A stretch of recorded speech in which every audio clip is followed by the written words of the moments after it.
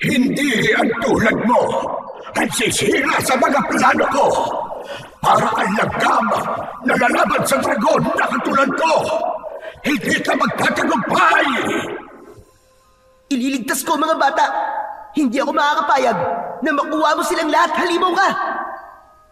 Hindi mo na sila mababawi dahil sila mismo ang pumili nito. Sila ang pumili para maging masama. Tagakulit talaga ako ng mga batang maiitim na mga buto. Masyado silang malupit sa mga hayop at insekto. Kaya nararapat lang sa kanila ang maging kauri namin. Ang dapat sa kanila ay matulad sa buhay ng isang tipaklong. Mararanasan nila ang kaparusang matagal na nararapat para sa kanila. At walang makakapigil sa aking pag-asik ng lahim! Nagkakamali ka! Diyos lang ang may karapatang magparusa sa kanila. At kasama ka sa mga dapat na parusahan. Wala kang kasing sama. Lalabanan kita at ililigtas ko mga biyag mong hayop ka. Ito na ang magiging katapusan mo. Bumalik ka na sa impyerno!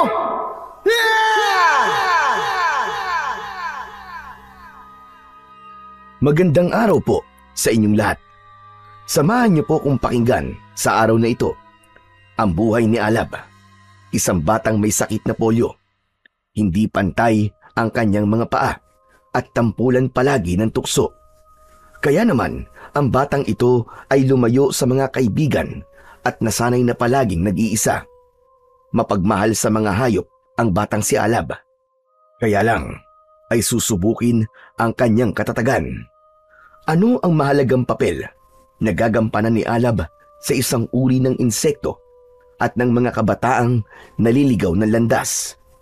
Magagawa kaya niyang labanan ang hari ng kadiliman?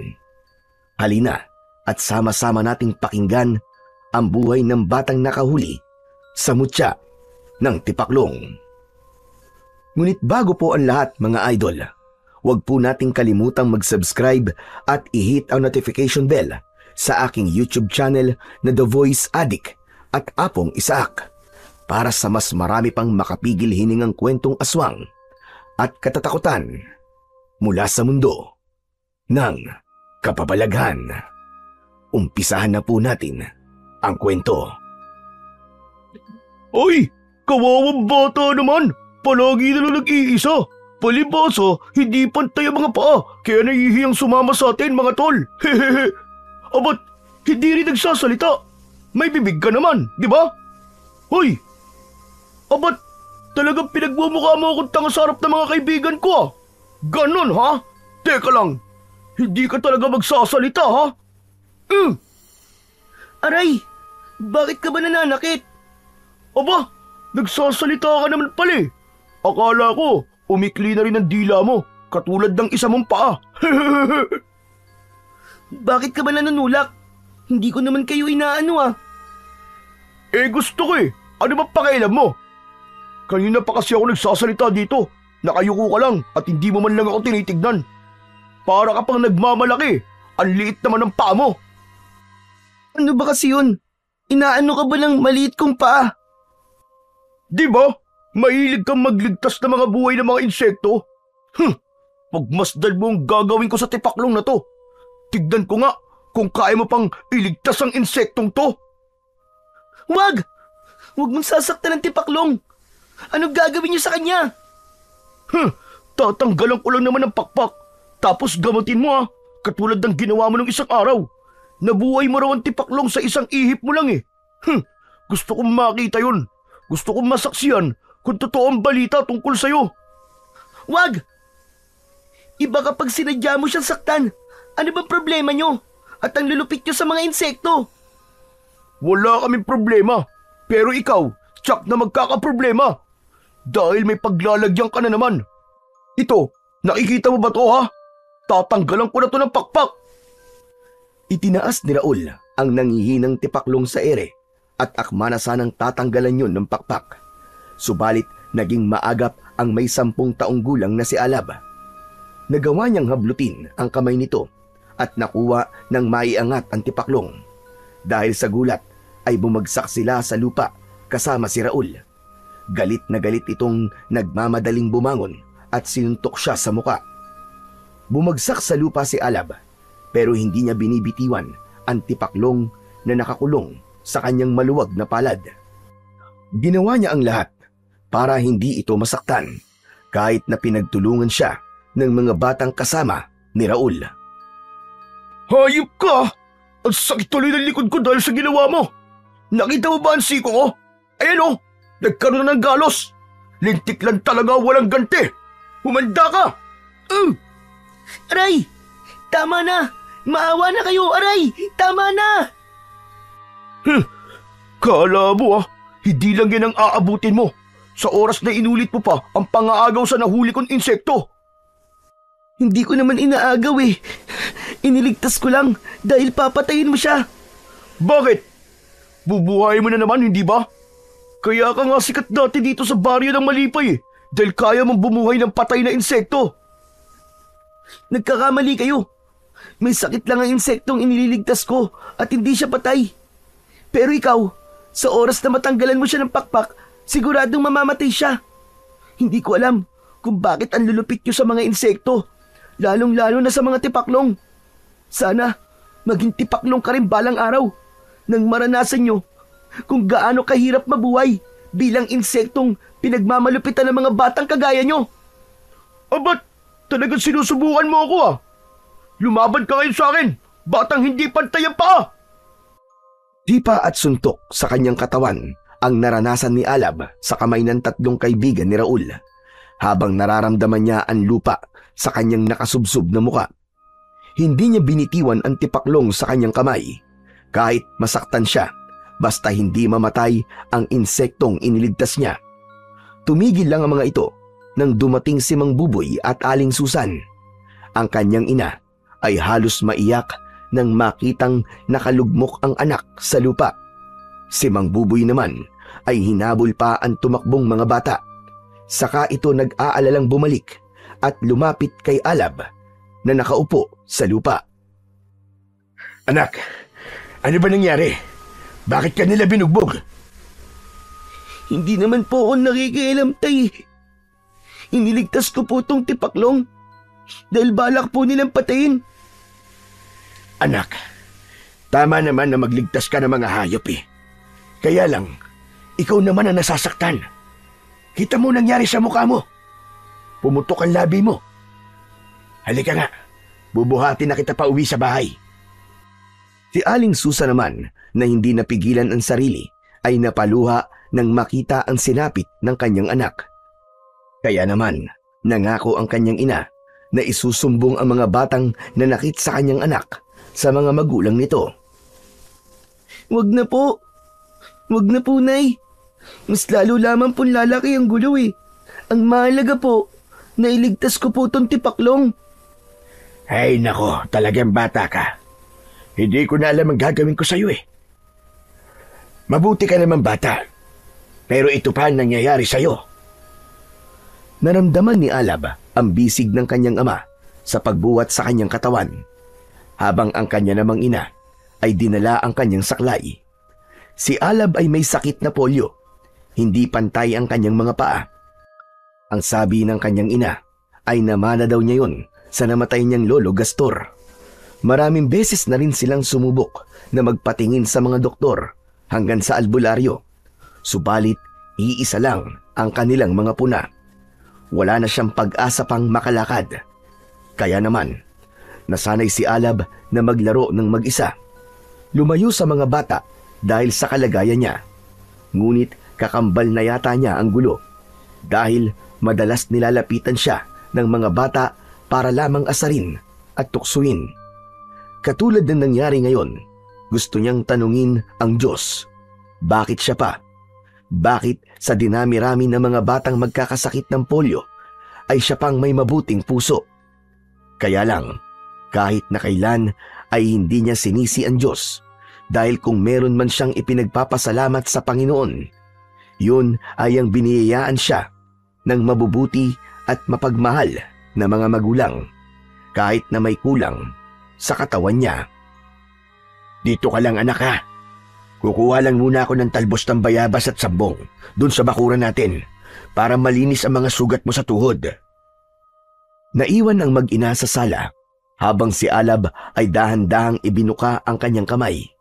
Nakita niya ang malusog at berdeng tipaklong na nakahiga sa kanyang palad. Mahina ito at bahagyang hindi makatayo. Pero ang mahalaga ay ligtas na ito.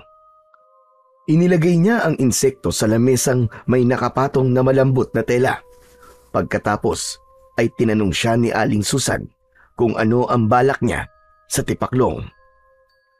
Aalagaan ko po muna siya para po makabawi po siya ng lakas bago ko po siya papakawalan sa gubat.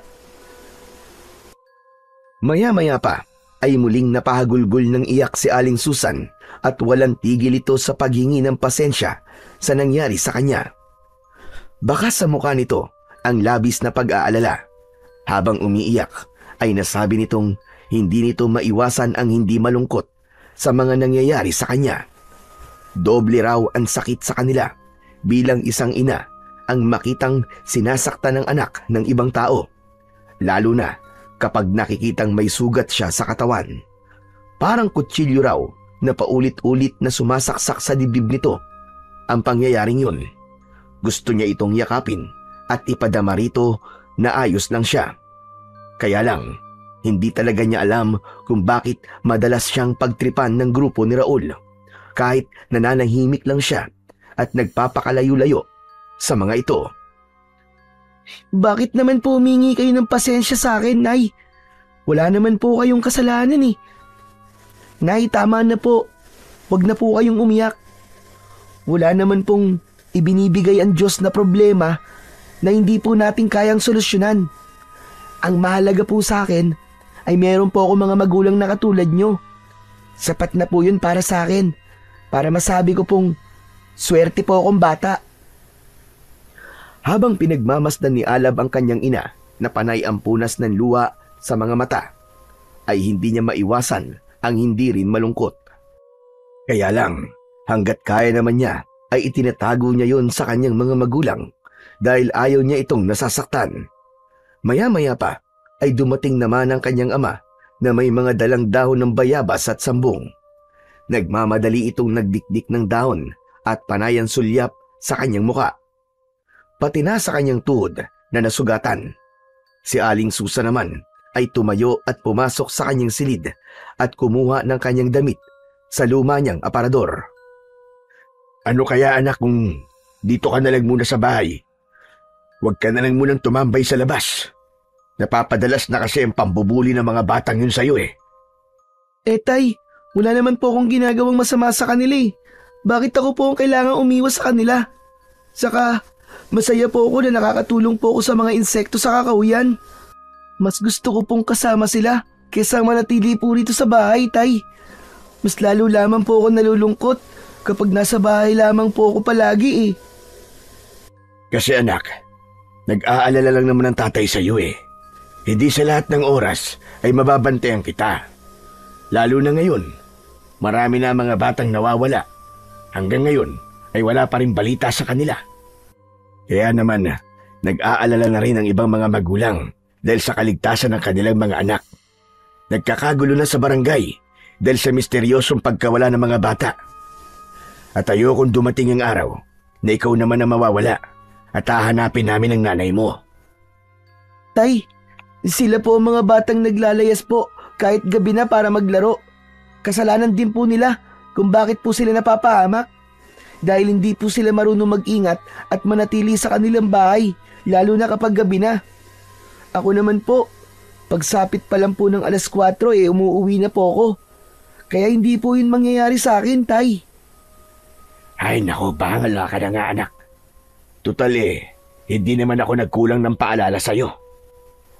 Bumukas ang pinto ng silid ng kwarto ni Alab at iniluwanon ang kanyang inang may dala ng pang-itaas niyang damit. Narinig nito ang sinabi ng asawa, kaya naman yun na rin ang naging topic ng usapan ng mga ito. Sinabi ni Aling Susan na hayaan ng gumala ang anak sa labas ng bahay dahil tama raw ang sinabi ni Alab. Ang mga batang pasaway lang ang napapahamak. Huwag na rin daw mag-alala si Mang Buboy dahil kakausapin nito ang mga magulang ng kaibigan ni Raul para tigilan na si Alab sa pangungulit at pangbubuli ng mga ito. Nay, hindi na po kailangan. Ang mahalaga naman po sa akin ligtas na po itong tipaklong. Huwag ka nang kumontra, anak. Tama lang naman ang gagawin ng nanay mo para mawala na itong pag-aalala namin sa'yo. Siya nga pala, anak.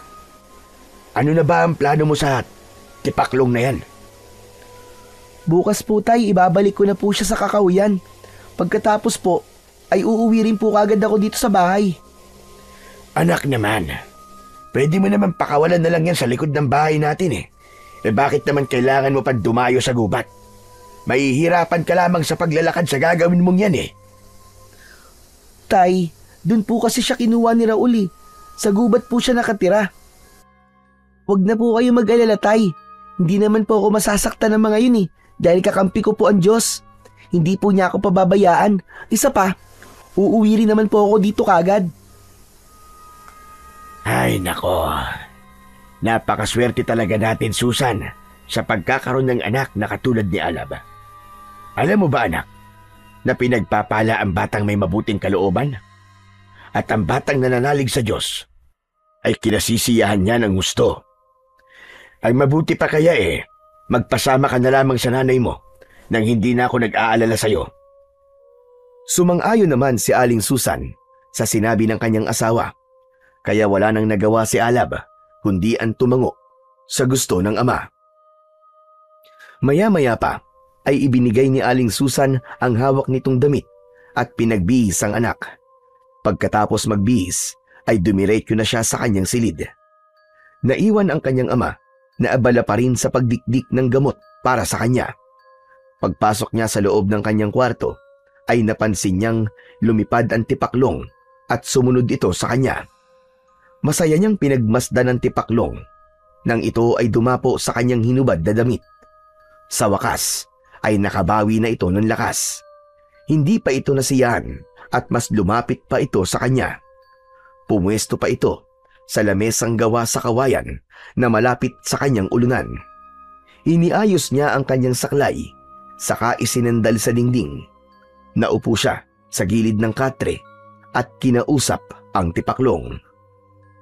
Tipaklong, alam mo bang mahirap ang magkaroon ng kapansanan? Lalo na sa mundo ng mga tao. Lahat nakikita nila. Lahat pinupuna.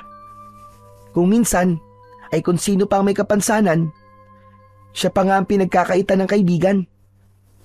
Magkaroon man ako ng kaibigan, plastic naman.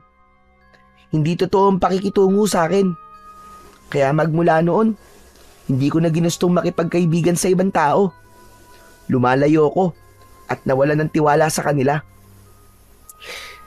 Pasensya ka na pala kung nasaktan ka kanina. Hayaan mo, kaibigan Tipaklong. Bukas na bukas din, isasauli na kita sa gubat. Alam kong hinahanap ka na ng pamilya mo. Isang matamis na ngiti ang sumilay sa labi ni Alab. Habang nakatingin sa Tipaklong na panay ang galaw ng malakarit nitong mga kamay. Tila naintindihan nito ang kanyang mga sinasabi. Iba ang saya kapag nakakapagligtas siya ng buhay ng mga insekto. Katulad na lamang ng tutubi, paru-paro at mga salagubang. Ang ipinagtataka lang niya ay kung bakit may ibang mga bata na gustong pumatay ng mga insekto kesa ang magligtas ng buhay ng mga ito. Kaya siguro madalas bata na rin ang nawawala sa kanilang baryo dahil pinaparusahan na ito ng kalikasan. Hindi na malayan ni Alab kung gaano siya katagal nakatulog. Basta't nagising siya nang maramdaman niyang parang may nakatingin sa kanya. Pinagmamasdan ang kanyang muka habang siya ay natutulog. Dahan-dahan siyang nagmulat ng mga mata at iginala niya ang kanyang paningin. Napasulyap siya sa nakabukas niyang bintana at nakalimutan niya palayong isara. Madilim na ang labas ng bahay kaya alam niyang ilang oras na siyang nakatulog. Bumalikwas siya ng bangon. Kaya naramdaman din niya na may benda na ang kanyang sugat sa tuhod. Nagtataka siyang nagising siya ng hating gabi. Pumasok ang malamig na hangin sa kanyang kwarto. Malakas din ang ihip nun sa labas ng kanilang bahay. Maya-maya pa ay tuluyan na siyang bumangon sa higaan para isara ang bintana. Sumilip muna siya sa labas bago sana niya isasara ang bintana nang biglang nahagip ng kanyang paningin ang hugis tao na nakatayo katabi ng puno ng balete. Napasulyap siya sa nakahigang tipaklong sa lamesa, saka muling tinignan ang anino sa labas. Nakataas ang buhok nito na nakikita niya ang nagbabaga nitong mga mata. Kinusot-kusot niya ang kanyang mga mata at hindi yun umaalis sa tapat ng bintana niya. Bigla siyang kinabahan at pinagtaasan ng mga balahibo sa kanyang katawan. Mariin niyang ipinikit ang kanyang mga mata at sa pagmulat niya ay malakas siyang napasigaw.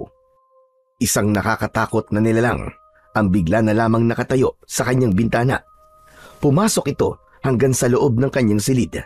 Kaya naman, bumagsak siyang paupo sa sahig habang tinutulak ng kanyang paa ang sahig. Tumutulo ang laway ng nilalang na mapupula ang mga mata. Nakalitaw ang malalagari nitong mga ngipin habang nakaamba ang matutulis nitong mga kuko sa daliri ni hindi siya makagalaw sa pagkakaupo niya sa sahig. Nay! Tay! Aswang! May aswang po! Yumuko ang nilalang habang nagbabaga ang mga mata nitong nakatingin sa kanya. Sa katawan nito ay balot yun ng putik na halos dumikit sa gilid ng kanyang bintana. Maging ang bakas ng mga paa nito sa sahig na gawa sa kawayan ay nagdulot din sa kanya ng nakabibinging tunog ng kuko nito sa paa. Luminga-linga ito ng paningin na parabang meron yung hinahanap, hanggang sa mapako ang mga mata nito sa natutulog na tipaklong. Nay! Tay! Tulungan niyo po ako! May aswang po na nakapasok sa kwarto ko! Nay! Tay! Dahil sa malakas na sigaw ni Alab ay nabulabog ang mag-asawa na natutulog sa kabilang kwarto. Kaya lang, nang muli niyang sulyapan ang nilalang sa bintana, ay bigla na lamang itong nawala. Ang naiwan ay ang bakas ng mga putik sa sahig at gilid ng bintana. Halos sirain ni Mang Buboy ang pinto nang pumasok ito sa loob ng kanyang silid. Inilalayan siya kagad ng kanyang ama para siya ay makatayo, habang ang kanya namang ina ay isinarado ang pintuan at bintana. Nakita nito ang takot sa mga mata ng batang si Alab, pati na ang panginginig ng kanyang buong katawan. Nanlalaki ang kanyang mga mata na napatingin sa muka ng nag-aalala niyang ama. Ano nangyari, anak? Bakit ka nagsisisigaw? Tay! May nakapasok po dito sa kwarto ko. Pumasok po ang nakakatakot na nilalang, tay. Isa pong aswang. Balak po niya akong kunin. Nakakatakot po ang itsura niya, tay. Mukha po siya taong paniki na may 2 sungay. Diyos ko po, Alab, yan na nga ba ang sinasabi ko? Tama ka. Nandito nga ang bakas na mga paa niya. Natatandaan mo ba ang itsura niya, anak? Baka naman magnanakaw lang yun. Baka nagkamali ka lang ng tingin. Tay, hindi po ako maaaring magkamali sa mga nakita ko. Isa po siyang halimaw. Isa po siyang aswang. Hindi siya tao, tay. Sigurado po ako na aswang siya. Humaba pa nga po ang kanyang dila at nagbabaga po ang kanyang mga mata, tay. Hindi kaya siya yung nangunguha ng mga bata sa baryo natin? Mukhang hindi naligtas. Kahit sa loob ng bahay ay umaatake na sila. Ang kailangan yata ay dumulog na tayo kay Kapitana bago pa mahuli ang lahat. Kailangan na natin ang tulong ng kawani ng barangay. Tay, nay, natatakot po ako. Baka pati po kayo ay kunin niya. Hindi yun mangyayari, anak. Hindi ba't sabi mo, may gabay tayo ng Diyos? Kaya, anong ikinakatakot mo? Halika na, anak. Tumayo ka't aalalayan kitang maupo sa gilid ng katre. Sa susunod, anak, isarado mo mabuti ang mga bintana, ha? Opo, tay. Tay, nakakatakot po talaga ang itsura niya kung nakita niyo lang po. Para po siyang nanggaling sa putik. Sige na, sige na. Matulog ka na At hindi kami aalis ng nanay mo sa kwarto mo. Babantayan ka namin habang natutulog ka. Nagpaalam lang saglit si Aling Susan para ikuha ng maiinom na tubig si Alab. Habang habol ang kanyang hininga, napilit na tumayo papunta sa katre. Inilalayan siya ni Mang Buboy. Maya-maya pa ay bumalik ang kanyang ina at may dala na itong isang basong tubig. Mabilis siyang uminom ng tubig dahil pakiramdam niya ay bigla siyang nahilo ng dahil sa labis na takot. Hindi mawala sa kanyang isip ang itsura ng aswang kanina. Saka lang siya nahiga sa tabi ng kanyang ama at ina. Kinabukasan ay mahihinang yugyug sa kanyang balikat ang nagpagising sa diwa ni Alab. Nakita niyang nakatunghay sa kanyang muka ang kanyang ina na si Aling Susan. Nakangiti itong inalalayan siyang bumangon sa kanyang higaan. Ibinigay nito sa kanya ang mainit na kape at sinabing handa na itong samahan siya sa kagubatan. Hinanap niya ang kanyang ama at sinabi ni Aling Susan na umalis raw ng maaga si Mang Buboy para personal na makipag-usap kay Kapitan at wag na raw itong hihintayin dahil dederecho na raw ang kanyang ama sa bahay na matagal na nitong ginagawa. Isang karpintero ang kanyang ama na umaasa lang sa kontrata ng amo nito. Madalas ay bakante si Mang Buboy sa trabaho, kaya kung minsan ay kailangan pa ng kanyang ina na maglabada sa mga kapitbahay para lamang may pambili sila ng bigas at ulam sa araw-araw. Sige po, Nay. Kailangan ko lang po talaga na mapakawalan po ang tipaklong sa gubat. Kawawa naman po siya. Mukhang nalulungkot na po siya at hinahanap na po ang kanyang pamilya. Hindi na tumutol si Aling Susan sa gustong mangyari ng kanyang anak. Kaya naman, napilitan na lamang itong pumayag habang pinagmamasdan ang tipaklong na nakalagay sa malaking garapon na walang takip. Mabilis na tinapos ni Alab ang paghigop sa kanyang kape bago niya kinuha ang tipaklong at inilagay niya yon sa kanyang palad. Kahit na kinukuha yon ng kanyang ina para ito ang magdala, ay hindi niya yon ibinigay. Kahit nahihirapan siyang maglakad dahil sa kanyang saklay, mabuti na lang at malapit lang ang kakawyan sa kanilang bahay. Kaya ilang minuto lang ang lumipas ay nakarating na kagad sila sa gitnang kagubatan. Natigil sila sa paglalakad nang mapansin niya ang isang matandang kuba na bumibili ng mga insektong dala ng mga kabataan. Nakapila ang mga ito sa matanda habang nakaupo sa upuang gawa sa uway. Tuwang-tuwa itong bumibili ng mga insekto, lalo na ng mga tipaklong. Kaya naman, nang lalapit na siya sa matanda, ay biglang lumipad papalayo ang hawak niyang tipaklong at nawala yon sa kanyang paningin. Dismayadong nalungkot ang batang si Alab dahil hindi man lang siya nakapagpaalam ng maayos sa iniligtas niyang tipaklong. Sandali lang po, Nay. Titignan ko lang po kung anong ginagawa nila, kung bakit sila nakapila sa matandang yon. Sinundan ni Aling Susan ng tingin ang itinuturong matanda ni Alab at agad din naman itong nakilala ang matanda. Tinawag nitong si Lolo Tabon, ang lalaking bumibili sa mga nahuling insekto ng mga kabataan. Bumakas sa mukha nito ang pagtataka dahil malayo raw ang bahay ng matanda para dumayo pa sa baryo nila. Matagal na rin daw yung ginagawa ng matandang albularyo. Nalaman din ni Alab na ang matanda rin ang unang albularyong sumuri noon sa kanyang sakit na polio. Talaga raw na bumibili ang matanda ng mga tipaklong dahil ginagamit daw yun ng matanda sa panggagamot. Gusto ko pong malaman kung bakit po siya bumibili ng mga insekto, Nay. Kawawa naman po mga nauhuli nilang hayop kung ikukulong lang. Hindi naman daw talagang ikinukulong ng matanda ang hayop dahil pinakakawalan din naman daw yun ni Lolo Tabon. Dahil sa kagustuhan ni Alab na malaman ang ginagawa ng matanda, ay nagpaalam siya sa kanyang ina para lapitan ito. Pumayag naman si Aling Susan sa gusto ng anak dahil kilala naman daw nito ang matanda. Pero sinabi nitong huwag siyang magtatagal at hihintayin daw siya nito habang bumibili ng bigas at ulam sa labas ng kakahuyan sa tindahan ni Aling Tesing. Opo, Nay, wag po kayo mag-alala. Mabilis lang po ako.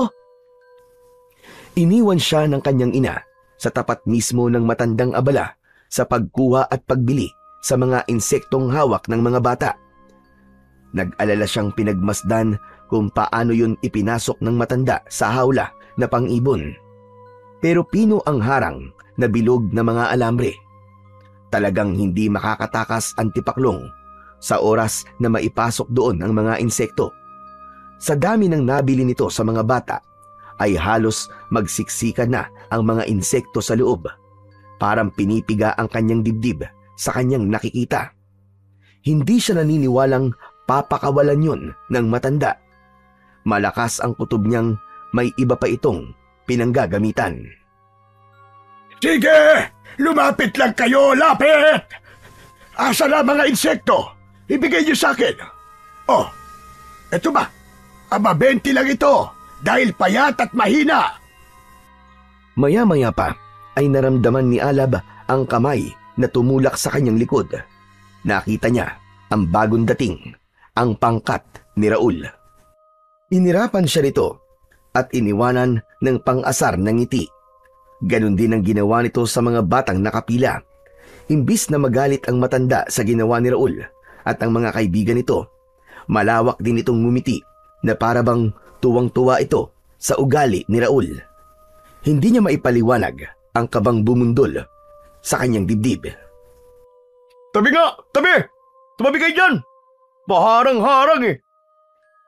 Ganon din ang ginawa ng mga kasama nito sa mga naunang nakapila, habang ang isang patpating bata ay natumba pa at umiyak dahil sa natungtungan ng mga ito ang hawak nitong tutubi. Saktong pagtingin niya sa unahan ay nagtama ang kanilang paningin ng matanda. Bigla siyang nakaramdam ng kaba nang ngumiti ito at lumabas ang maiitim nitong mga ngipin na akala mo ay bulok. Napaatras siya nang bigla itong nagsasalita habang nakatingin pa rin sa kanyang muka. Halika! May dala ka rin bang insekto o tipaklong? Po? Pambihira naman, Tatago! Kami ang nauna sa pili! Ang pili na yan ang tinatanong nyo! Kami ang unahin mo, tanda! Marami kaming dala, oh! Pasensya na. Akala ko may hawak siyang tipaklong kanina. Pasensya, pasensya! Sige na! Bayaran nyo na kami! May mga dala rin kaming gagamba! Bilisan mo na, tanda! At baka maubos pa yung perang dala mo na pambabayad sa amin! Hindi kayo mauubusan! Marami akong pambayad!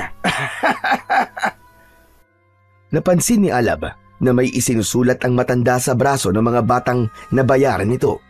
Isang numero na kulay itim ang tinta, na parabang binibilang nito ang mga batang pumila para magbenta ng mga insekto. Nang makaalis na ang grupo ni Raul, ay siya naman ang nilapitan ng matanda habang malapad ang pagkakangiti sa labi. Napaatras siya ng hakbang. Hindi niya inaalis ang tingin dito. Ikaw, nakita ko kanina na may hawak kang tipaklong. Nasaan na, bata? Bakit hindi mo yun ibenta sa akin? Nako, Tatang. Wala na po eh. Tsaka, hindi po ako nagbibenta ng tipaklong. Mas gusto ko po na pakawalan po sila sa gubat para malaya pong manirahan sa mga puno at halaman. Bakit kayo bumibili ng mga insekto, Tatang? Di ba bawal po yan? Dapat binibigyan nyo sila ng karapatang mabuhay ng malaya. Bakit naman magiging bawal?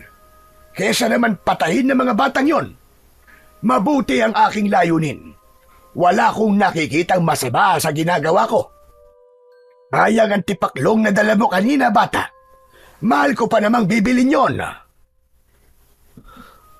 Tatang, yun nga po, bakit po kayo bumibili ng mga insekto? Kawawa naman po sila. May mga buhay po sila. Pakawalan na lamang po niyo mga insekto kung totoong malinis po ang inyong hangarin sa kanila. Paano yan, iyo?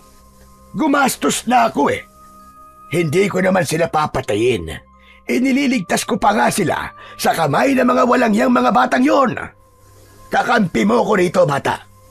Iisa ang gusto nating mangyari, ang magligtas ng mga hayop dito sa kagubatan. Sana po, Tatang. Totoo po ang sinasabi nyo. Akala ko po kasi pinapatay nyo. Nabanggit po kasi sa akin dati ni Nanay na kayo raw po ang unang tumingin sa paa ko at ginagamit nyo raw po ang mga insekto sa panggagamot nyo. Talaga ba? Kilala ko nanay mo. Hindi ko na kasi matandaan sa dami ng aking mga natulungan. Kaya lang, manggagamot nga ako. Pero sarili kong sakit ay hindi ko mapagaling-galing. Huwag kang mag-alala, bata. Wala akong gagawing masama sa mga insektong kinukulong ko. Nakikita mo ba ang malaking bukol ko sa likod? Pareho lamang tayo ng pinagdadaanan. Pareho tayong may kapansanan. Kaya pwede mo kong lapitan kapag kailangan mo ang tulong ko. Salamat po, Lolo Tabon. Pero mas gusto ko pong mag-isa eh. Sige po, aalis na po ako. Umaasa po kung hindi niyo po sasaktan ng mga insekto. Sandali lang. Akin na ang braso mo. Po? Bakit po? Anong gagawin niyo po sa braso ko? Basta, akin na. Tila may kung anong bagay siyang naramdaman nang sapilitang hawakan ng matanda ang kanyang braso at lagyan siya nito ng numero. 27 ang nakalagay na numero sa kanyang balat na labis naman niyang ipinagtaka. Bakit niyo po ako nilagyan ng numero, Lolo? Hindi naman po ako nagbenta sa inyo ng insekto ah. Wala lang yan. Mabait ka kasing bata. Parang gantimpala ko yan sa'yo. Sana, sa susunod, meron ka ng maladalang insekto sa akin. O sige na, aalis na rin ako.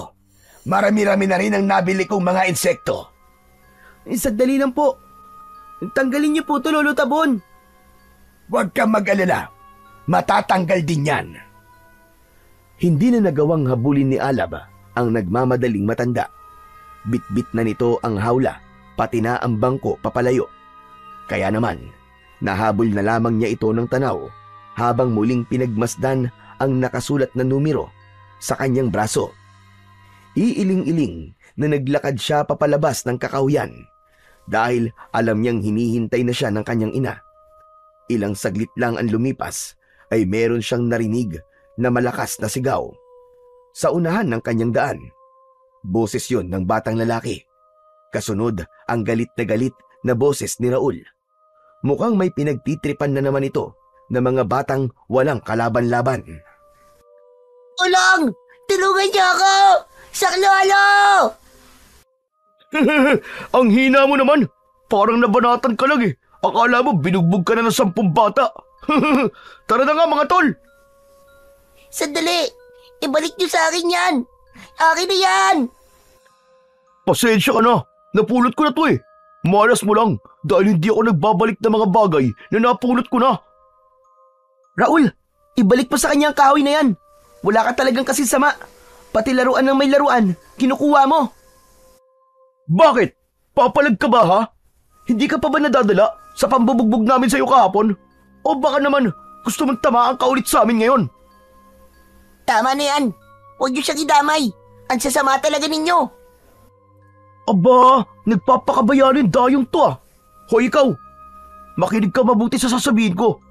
Kapag hindi taga rito, kailangan naglalagay sa amin ng mga pamproteksyon, katulad ng salapi. Magpasalamat ka nga dahil itong patpat lang ang kinuha ko sa'yo. Maganda lang talaga eh, kaya sa akin na to ah. Akin ang laruan ko. Kundi, magsisisi ka. Ako magsisisi para sa patpat? Patawa ka. Kung gusto mo kunin, agawin mo sa akin. O di kaya, ipahabol mo kami sa pilay na si Alab. Umalingaw-ngaw ang malakas na tawanan sa pangkat ni Raul. Kaya naman, mas pinili na lang ni Alab ang yumuko at hindi tignan ang mga batang masasaya na nakatingin pa sa maiksi niyang paa. Kasabay ng pagsilip ng kanyang luwa sa kanyang mga mata. Kaya naman, pinili na lamang niyang maglakad papalayo sa mga ito. Nang makaalis si Raul, ay tinawag naman siya ni Lito. Hinabol siya nito at paulit-ulit na tinatawag siya hanggang sa harangan siya nito sa unahan ng kanyang daan. Sandali! Teka! Hintayin mo ako, kaibigan! Ako nga pala si Lito. Ikaw si Alab, tama ba? Hindi tumingin si Alab sa batang lalaki na sa tingin niya ay kaedad niya lamang. Ni hindi niya sinagot ang tanong nito. Tuloy lang siya sa paglalakad habang paika-ika ang hakbang. Gusto ko lang naman magpasalamat sa pagtulong mo sa akin kanina. Taga dyan lang ako, sa gitnang kakahuyan. Ang mga magulang ko ang nakabili ng malawak na taniman ng nyug doon.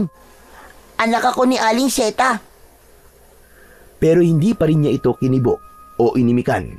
Sa halip ay diretso siya sa paika-ikang paglalakad habang hindi ito pinapansin. Tila wala siyang nakikitang bata dahil ayaw niya nang makipag-usap sa iba. Nahihiya siyang hindi pantay ang kanyang mga paa. Ano kasi? Gusto ko sanang makipagkaibigan sa'yo. Ayos lang ba? Hindi ako tumitingin sa panlabas na anyo. Mas gusto ko ang ugali ng tao. At alam kong mabuti kang tao. Huminto siya sa pagakbang at hinarap ito. Pinagmasdan niyang mabuti ito at napansin niyang malinis itong manamit. Putok ang labi nito na siguro ay kagagawan ni Raul. Hindi na ako nakikipagkaibigan kahit na kanino eh. Alam kong magagawa mo pa rin makipag-usap sa akin kahit hindi tayo magkaibigan. Talaga bang masama ang ugali ng mga batang yun? Nakita ko kasi sila kanina. Hinarang nila yung mga batang nagbibenta sa matanda ng mga insekto. Kinuha nila ang pera ng ibang mga bata. Pati nga ako, hindi nakaligtas sa kanila eh. Akala nila, nagbenta rin ako ng insekto sa matandang yun. Bakit mo ba ako kinakausap? Ayoko makipagkaibigan kahit kanino. Wala naman silang ibang gusto sa akin, kundi ang pagtawanan nila ako araw-araw. Pero iba ako sa kanila. Dati ko nang alaman tungkol sa'yo. Maging sa mga pagtulong mo sa mga insekto at pareho lamang tayo ng gusto. Ang nais ko ay ligtas ang lahat ng mga hayop at malayang mamuhay dito sa kagubatan. Sobrang mahal ko ang kalikasan. Kaya nga gusto kitang maging kaibigan eh. Pasensya na, pero ayoko na talaga makipagkaibigan sa iba eh. Ang totoo ay hindi na ako lalabas ng bahay. Ayoko na mag-alala pa ang aking mga magulang sa akin. Madalas kasi akong pagtripan ng grupo nila Raul. Pero malinis naman ang intensyon ko sa iyo eh. Hindi naman masama kung susubukan mong maging kaibigan ako. Katulad mo, hindi ko rin gusto makipaglaro sa iba at palagi akong nag-iisa. Ayoko rin makihalubilo sa mga tao. Tapos kahapon nakita kita. Gusto kitang tulungan. Kaya lang, mahina naman ang katawan ko. Biglang naramdaman ni Alab na parang gumaan ang kanyang pakiramdam habang kausap ang batang lalaki. Kaya hindi niya namalayan na nagkwekwentuhan na pala sila ng matagal. Tinulungan siya ni Lito na maupo sa putol na sanga ng mangga. Pagkatapos ay nagkwento ito tungkol sa pamilya nito, habang siya naman ay nagkwento tungkol sa kapansanan niya at sa madalas na panunukso sa kanya ng mga tao. Ang totoo, nalulungkot ako, Alab. Bakit naman? Ako na lang kasi ang natitira sa bahay ko eh. Ang mga magulang ko, may kumuha sa kanila. Pero ngayon, alam ko na kung nasan sila. Hindi ko naman alam kung paano ko sila malalapitan. Sana, walang nangyaring masama sa kanila. Bakit hindi mo malapitan? May nagbabantay ba sa kanila? Siguro naman eh, walang nangyaring masama sa kanila. Mukhang nasa panganib sila, Alab. Hindi ko alam kung saan ako hihingi ng tulong eh. Mabuti na lang at nakilala kita. Kahit papano, ay may nakakausap ako. Sandali lang. Ano ba yung numero sa kamay mo? Ah, ito ba? Gawa ito ni Lolo Tabon. Yung bumibili ng mga tipaklong sa mga bata. Wala naman akong ibinenta sa kanya. Pero nilagyan pa rin niya ako nito. Napansin ni Alab ang pamumutla sa labi ni Lito. Nanginginig ang kamay nitong hinawakan ang kanyang kanang kamay na merong nakasulat na numero. Bakit, Lito? May problema ba sa kamay ko? Ha? Wala naman. Hindi ka pa ba uuwi sa inyo? Magkita na lang tayo ulit rito ah. Oo naman. Masaya ka namang kausap eh. O sige, paano? Magkaibigan na tayo ngayon ah. Sana lang talaga. Iba ka sa kanila. Pangako, palagi mo akong karamay sa lahat ng oras. Masayang naghiwalay ang dalawa sa daan, papunta sa labas ng kagubatan. Mula sa kanyang kinatatayuan ay natanaw niya ang kanyang ina na kanina pang naghihintay sa kanya. Kasama nito si Mang Buboy na may dalang isang sakong bigas para sa konsumo nila sa loob ng isang buwan. Napansin niya na para bang nagbago ang anyo ng kanyang mga magulang. Bigla siyang kinilabutan nang makita na parang tinubuan ng mga ito ng balahibo sa katawan. Mapupula rin ang mga mata at nakikilala na lamang niya sa damit at boses. Tay! Nay! Oh, bakit anak? Namumutla ang labi mo ah. Saan ka ba nang galing? At kanina ka pa naming hinihintay ng nanay mo. Tay! Ba't parang mukha po kayong mga halimaw? Ano ka mo? Abay tinamaan ng lintik ng batang to ah. Ano bang pinagsasasabi mong bata ka? Tay! Ang mga mukha po niyo ni nanay. Kawig po ng nilalang na pumasok sa kwarto ko. Bakit ganyan po mga itsura niyo, nay? Tay! Sino kayo? Kayo ba ang mga magulang ko? Alab anak, huminahon ka. Ano ba nangyayari sa'yo? Ano bang nakikita mo sa mukha namin ng nanay mo? Sinubukan ng kanyang ama na lumapit sa kanya. Habang pasan pa rin ito ang bigas, subalit umatras siya ng hakbang papalayo rito. Ilang beses niyang kinusot ang kanyang mga mata at hindi pa rin nagbago ang itsura ng kanyang mga magulang. Kaya naman, dala ng takot ay tumakbo siyang pabalik sa kagubatan. Itinaas niya ang isa niyang paa upang makahakbang ng malaki at makalayo sa mga magulang. Anak! Sandali lang! Saan ka pupunta? Bumalik ka rito! Malalaki ang mga hakbang ng paa na kahit paika-ika siya ng takbo ay sinikap niyang makalayo sa kanyang mga magulang. Mabilis din ang tibok ng kanyang puso dahil sa labis na takot. Lakad at takbo ang kanyang ginawa. Balak niyang pumunta sa bahay ni Lito para humingi ng tulong. Natatandaan niyang sinabi nito na nakatira ito sa gitnang kakahuyan. Narinig pa niya ang malakas na pagtawag ng kanyang ina sa kanya. Subalit mas binilisan niya ang paghakbang papalayo sa mga ito. Biglang nagbago ang kanyang paningin sa kanyang mga magulang. Para itong mga halimaw na kamuka ng mga demonyo. Umiiyak si Alab habang tinatahak ang daan patungo sa bahay ni Lito. Sakto naman na naabutan pa niyang naglalakad si Lito at nagulat ito nang makita siyang humahangos. Aba, Alab! Bakit ka nandito? Lito, tulungan mo ako. Parang namamaligno ako. Ano ka mo? Paano namamaligno? Bigla kasing nagbago ang anyo ng aking mga magulang. Para silang mga demonyo. Sinasabi ko na nga ba eh. At may mali eh. Ano? May mali? Ano, Lito? Diyan sa numerong nakalagay sa kamay mo. Isang sumpang hukluban ang tawag dyan. Na ang ibig sabihin, palitan. Kapag wala kang nahuling mga insekto, hindi mo na mababawi ang mga magulang mo. Ikaw lang ang nakakakita sa kanilang nakakatakot na anyo. Masama ito, Alab. Bakit ka pumayag na magpalagay ng sumpa sa matandang yun? Hindi ko naman alam kung anong pinagsasasabi mo at kung ano ang ibig mong sabihin sa matandang yun. Makinig ka, Alab. Siya ang sinasabi kong kumuha sa mga magulang ko. Delikado siyang nilalang, kaya dapat mo siyang iwasan. Paano na mga magulang ko, Lito? Ano nang gagawin ko? Kapag hindi ka nakahuli ng mga insekto sa loob ng isang araw, mapapahama ka mga magulang mo. Depende sa parusang gagawin niya sa kanila. Hindi siya titigil hanggat hindi ka natututong gumawa ng kasalanan. Diyos ko, Lito. Bakit ako? Wala naman akong ginagawang masama. Hindi ako kailanman ng argabyado ng tao. Yun na nga ang masama eh. Masyado ka kasing mabait. Kaya gusto ko niya kunin. Patawarin mo ko, Alab ah. Mukhang nahuli na ako ng dating. Pero magagawa pa naman kitang tuyungan. Paano, Lito? Nakikiusap ako, tulungan mo ako. Tulungan mo akong iligtas sa mga magulang ko. Lito, papatayin ba niya ang mga magulang ko? Oo, kaya mahalaga ang bawat sandali, Alab. Halika, sumama ka sa akin. May pupuntahan tayo. Ha? Saan tayo pupunta, Lito? Hindi na nagsalita si Lito. Hinawakan siya nito sa kanyang kamay at inalalayan siyang maglakad papunta sa kabilang direksyon na daan. Ilang minuto ang lumipas ay nakita nila ang maliit na bahay na gawa sa kawayan at kugon. Nakita rin niya ang malaking kulungan na napapalibutan ng kulambo na iniharang sa bawat kanto ng kulungan.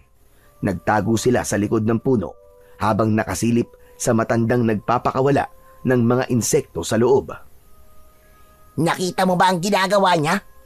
Hindi siya ordinaryong tao, Alab. Isa siyang engkantong nag-iipon ng mga enerhiya mula sa mga insekto. Isa siyang hari ng mga itim na engkanto at nanganganib ang buhay ng mga magulang mo.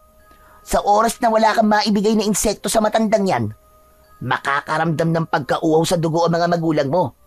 Diyos ko, natatakot ako para sa'yo. Paano nga, Lito? Paano ko silang maililigtas? Natatakot ako sa mga sinasabi mo eh. Siya rin ang responsable sa pagkawala ng mga bata rito. Kaya ako alam ang mga yan dahil biktima rin ako ng matandang yan. At kaya kanya nilapitan dahil taglay mo ang busilak na pusong may kakayahang humuli sa pinakamalakas na mutyang tatalo sa kanyang kapangyarihan. Galit siya sa mga batang may mabubuting kalooban at magiliw naman siya sa mga batang masasama ang ugali. Katumbas niya ang lakas ni kamatayan. Kaya marami ang natatakot sa kanyang lumaban. Lito, sabihin mo nga sa akin, may pag-asa pa bang matulungan ko ang aking mga magulang? Maililigtas ko ba sila? Oo naman. Ang kailangan mo lang ay ang makahuli ng mutya ng tipaklong. Ano? Manghuli ng mutya ng tipaklong? Paano ko naman yung gagawin? Pilay ako. Umaasa lang ako sa saklay ko. Walang imposible sa taong gustong mailigtas ang magulang. Ikaw lang ang makakahuli sa mutya ng tipaklong. Dahil ayon sa propesiya ng sinaunang libro na nabasa ko sa aklat ng mga ninuno ko, ang batang merong hindi pantay na mga paalabang at may mabuting kalooban ang makakakuha ng mutya ng tipaklong. Teka, bakit naman sa dinabi namin ng sakit yung may batang hindi pantay ang pa ang makakakuha nun? Talagang tugma pa sa kapansanan ko. Dahil ang taglay na kapangyarihan ng mutya ng tipaklong ay ang magbigay ng lakas sa paa ng taong makakakuha nito. Bakit marami kang alam tungkol sa kanila at sa mga mutya? Dahil dating mga antingero ang mga ninuno ko. Huwag ka ng maraming tanong. Sumunod ka na lang sa akin. Tara, sumama ka na muna sa bahay. Pero hahanapin ako ng mga magulang ko, Lito. Paano mo silang haharapin, Alab? Sige nga, kung ang tingin mo sa kanila ay mga halimaw.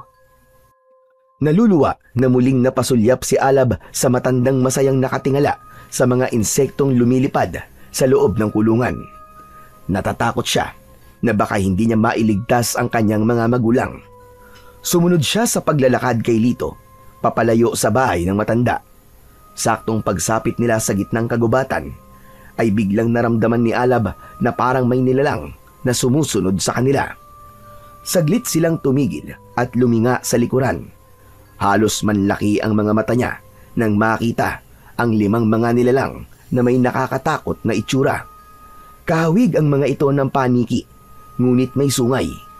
Mapupula ang mga mata habang nakatingin sa kanila ni Lito. Humarang si Lito sa kanya at hinarap nito ang 5 mga nilalang na nakadipang lumalapit sa kanila. Mga alagad sila ng matandang si Tabon. Nakita niya tayo, kaya niya tayo pinasundan. Diyos ko, kahit tirik ang araw, umaatake sila. Dahil hindi naman sila taga rito, Alab. Sila ang mga engkantong alagad ni Lolo Tabon. Kaya mag-iingat ka. Mapanganib ang kanilang mga kuko, maging ang kanilang mga kagat. Ano nang gagawin natin ngayon, Lito? Napapalibutan na nila tayo. Biglang sumugod ang isang nilalang na may matulis na kuko at sinalubong naman ito ni Lito ng suntok sa muka. Bumagsak ito ng pasadsad sa lupa na parabang tinamaan ito ng malakas na kamao sa muka. Habang ang apat pa ay sabay-sabay na umatake sa kanila. Inihanda niya ang kanyang saklay at ipinalo niya yon sa mga kalaban, habang si Lito naman ay parang naging mabilis kumilos at nagawa nitong mapatumba ang mga kalaban. Ang batang tinulungan niya kanina habang sinasaktan ni Raul ay mahusay pala pagdating sa pakikipaglaban.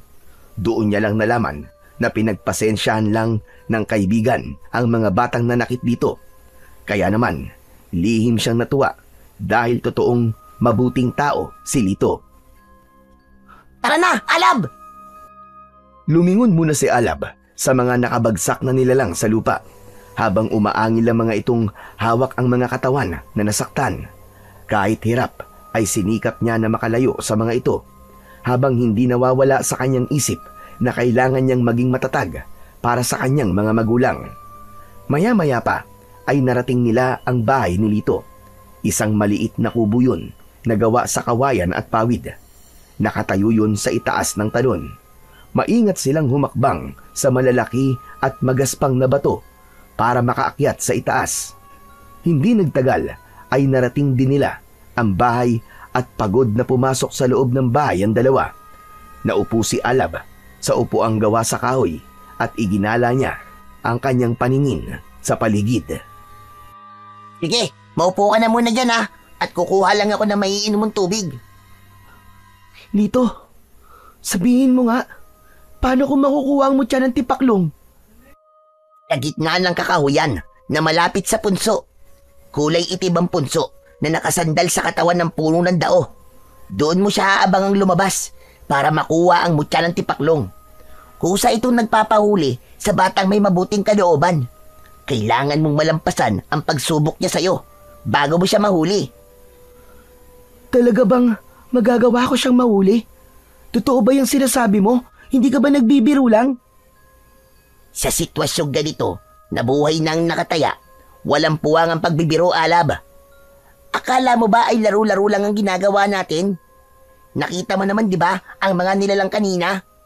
Kapag hindi ka pa kumilos, hindi na matatanggal ang tatak sa kamay mo at habang buhay ka ng magiging alipin ng matandang hukluban na yun. Malupit siya. Mahirap siyang kalabanin dahil may lakas siyang taglay na ang tanging mutya lang ng tipaklong ang makakatalo. Hindi ko akalain na sa kabila ng kapansanan ko ay papasarin ko ang ganitong klaseng pagsubok.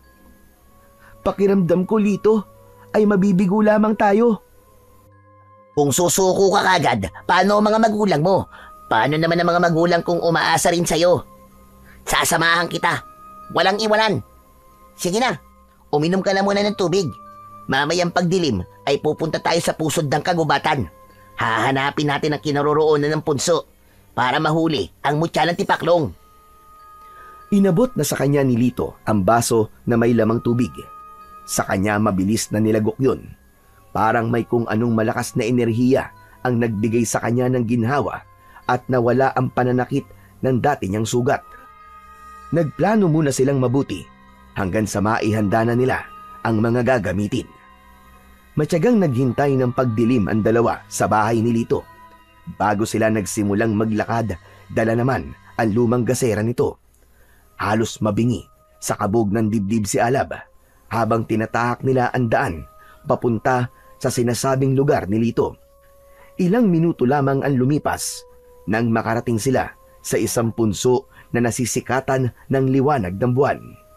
Nagkubli sila sa likod ng katawan ng puno ng kawayan habang nakatingin sa kulay itim na punso. Dito alang, Alab ah. Maglilibot-libot lang ako sa paligid para matiyak nating walang nakasunod sa atin. Teka, sandali lang, Lito. Iiwan mo ko rito. Paano kung biglang magpakita ang mutya ng tipaklong? Paano kung malalaman na mutya ng tipaklong ang uhulihin ko? Makinig kang mabuti sa akin, Alab. May taglay siyang liwanag na ikaw lang ang makakakita. Sa may businak na puso lang siya nagpapakita. Sige na, Alab. Wala nang oras, babalikan kita rito kagad. Pero kapag hindi na ako nakabalik, mauna ka nang umuwi sa bahay nyo ah. Kahit papano, ay hindi mo na makikita ang kanilang mukhang halimaw sa itsura nila. Bukas tayo magkita kung sakali. Teka, bakit bukas pa? Saan ka ba pupunta? Kailangan ko rin iligtas sa mga magulang ko. Pupuntahan ko matandang yun. Pero sa gayon, kailangan ko makasiguro na ligtas ang lugar na to sa mga nilalang na magtatangkang umagaw sa'yo ng mutya. At kapag hawak mo na ang mutya ng tipaklong, hindi ka nila masasaktan dahil may kapangyarihan ka na rin panlaban sa kanila. Tutulman ang kalooban ni Alab sa sinabi ni Lito ay wala na siyang nagawa kundi ang habulin na lang ito ng tanaw habang ang kanyang kabog sa dibdib ay pabilis ng pabilis. Hindi niya inaalis ang kanyang paningin sa punsong itinuro ng kanyang kaibigan. At hindi nga nagtagal ay nakita niya ang maraming gamo-gamong lumalabas sa punso at agaw pansin ang kakaibang tipaklong na kasama sa paglipad nito sa ere. Nagliliwanag yon na umiikot sa paligid ng punso. Maingat niyang nilapitan yon at nakahandang huliin. Kaya lang, bago pa man niya ito malapitan, ay sumalpok na sa kanyang muka ang maraming gamo-gamo na nagbabantay sa punso. Halos sumuot yun sa kanyang mga tenga at ilong, kaya naman natumba siya sa lupa at nabitiwan ang hawak na gasera. Hindi niya akalain na may nagawang tulong sa kanya ang ilawan dahil lumapit ang mga yon sa gasera, kaya nawala ang pag-atake ng mga ito sa kanya. Sinulyapan niya ang nagliliwanag na tipaklong at hindi siya maaaring magkamali. Yun din ang tipaklong na iniligtas niya sa kamay ni Raul. Hindi niya akalain na nahawakan na pala niya yon nang hindi sinasadya.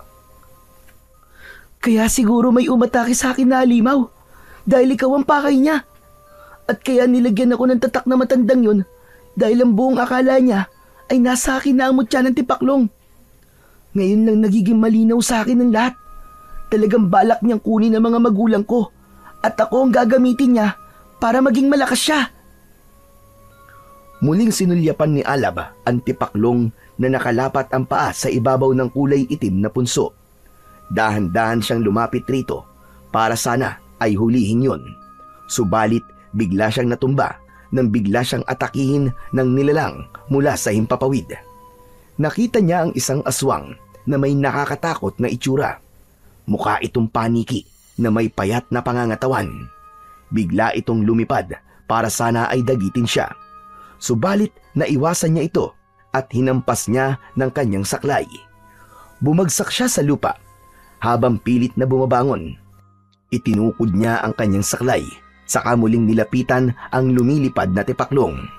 Nahirapan siyang hulihin yun dahil nawawala ito sa tuwing lumalapit siya, hanggang sa naisip niyang manatiling nakatayo sa tapat ng punso at idaan niya sa pakiusap at paghingi ng tulong sa mahiwagang tipaklong. Kaibigan tipaklong, patawarin mo ko kung nagambala akong yung pananahimik. Pero pakiusap naman oh. Kailangan ko kasi ang tulong mo. Nasa panganib ang mga magulang ko at gusto ko silang iligtas. Pinapangako ko sa'yo, sa oras na matalo ko na ang hari ng itim na engkanto, ibabalik kita rito. Sige na, pumayag ka na oh. Nakikiusap ako. Parang awa mo na. Tumigil sa paglipad ang nagliliwanag na tipaklong at dumapo yun sa ibabaw ng kulay itim na punso. Hinayaan nitong lumapit si Alab para hulihin ito, kasabay ng muling pag-atake ng nilalang na may itsurang paniki.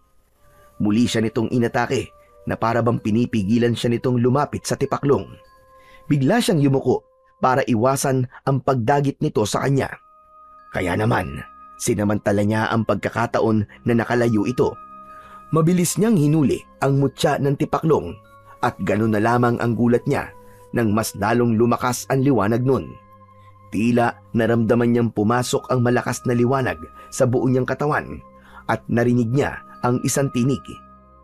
Pamilyar sa kanya ang boses na yon, na para bang nanggagaling sa tipaklong na nasa palad niya. Ikaw ang batang matagal ko nang hinihintay. Ang bagong tagapagligtas laban sa kasamaan. Teka, nagsasalita ka pala? Oo, una pa lang kitang nakilala ay alam kong ikaw na talaga ang nakatakda para sa akin. Maraming salamat dahil sa wakas ay natagpuan na natin ang isa't isa. Teka, anong ibig mo sabihin? Anong ibig mo sabihin na natatandaan mo ko? Natatandaan mo nung araw na nailigtas kita? Oo naman. Wala lang akong pagkakataon kung paano kitang kakausapin nun dahil baka matakot ka. Kaibigan Tipaklong, kailangan ko ang tulong mo. Ililigtas ko ang mga magulang ko. Nararamdaman ko ang malakas na enerhiyang bumabalot sa katawan mo dahil sa kapangyarihang taglay ng aking gabay. Magagawa mo ng makalakad at makipaglaban sa mga kampon ng kadiliman. Saka lang napansin ni Alab na hindi na niya hawak ang kanyang saklay at ang kanyang mga paa ay pantay na rin. Halos maluwa siya nang makita ang kanyang itsura. Wala na siyang kapansanan. Umikot-ikot pa siya habang hindi makapaniwala sa kanyang nakikita. Bigla niyang naalala ang kaibigang si Lito. Sandali, pwede ko bang sabihin kay Lito na nahuli ko na ang mutya ng Tipaklong? Oo naman. Kaya lang, hindi pwedeng malaman niya na nakapagsasalita ako. At sa pagsapit ng umaga, kailangan mo kong ilagay sa bukas na garapon upang makasagap ako ng malakas na enerhiya sa paligid niyo. Ibig sabihin, sa gabi lang pala kita pwedeng magamit para mailigtas sa mga magulang ko. Hindi alam. Kahit na anong oras, basta hilingin mo, magpapakita ako at sasalib sa katawan mo. Sa oras na ito, ay magagawa mo ng iligtas ang mga magulang mo sa pamamagitan ng taglay kong liwanag. Itapat mo lang ako sa numerong nakatatak sa kamay mo at mawawala na ang bisa ng kapangyarihan ng hari ng itim na engkanto na sinulutabon sa mga magulang mo.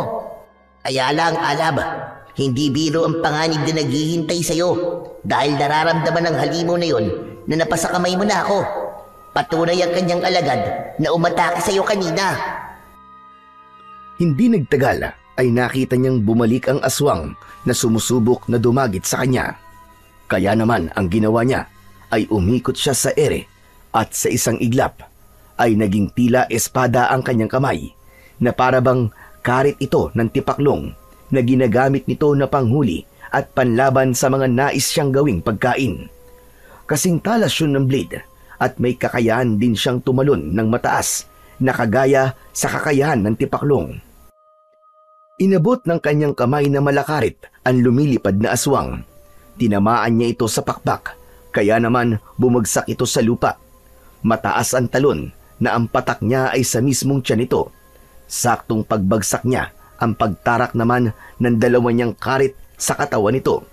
Umangil ito ng nakakakilabot na tunog na parabang sa paniki. Bakas ang sakit sa garalgal nitong pag-angil hanggang sa malusaw ang buo nitong katawan. Saka lang bumalik sa dati ang kanyang mga kamay at naglaho ang Tipaklong na nakausap niya. Napansin din niya na nagbalik sa dati ang kanyang mga paa at sakto yun ng pagdating ni Lito kasama ang kanyang ama. Hindi maitago ang tuwa sa muka ni Mang Buboy nang makita siya. Kasama ang mga ito ng mga tanod na may dalang sulo. Anak! Anak! Bakit naglayas ka? Hindi ba't sinabi ko sa'yo na huwag kang pupunta sa lugar na ito? Lalo na kapag gabi. Tay, patawarin niyo po ako. Hindi ko po alam na nilalagnat ako. Kaya ang tingin ko po sa inyo ay mga aswang. Ang mahalaga ay nakita ka namin. Halos maghapon kami naghanap sa iyo, anak. Pinag-alala mo kami ng nanay mo. Akala namin kung napano ka na. Pinagmasdan ni Alab ang kanyang ama at normal na ulit ang itsura nito. Kaya natitiyak niyang ganun din ang kanyang ina. Nawala na rin ang tatak sa kanyang kamay, indikasyong nakalaya na ang kanyang mga magulang sa kapangyarihan ng sumpa ng isang matandang hukluban na hari ng mga engkantong itim. Umuwi na po tayo, Tay. Baka nag-aalala na po si nanay sa atin. Sandali, Alab. Pwede ba tayo mag-usap? Anak, sino naman siya? Kaibigan ko po, Tay. Siya po si Lito. Talaga, anak? May kaibigan ka na? Nako, salamat naman sa Diyos. Sa wakas ay nakahanap ka na ng kaibigan. O sige na, mag-usap na muna kayo ng kaibigan mo.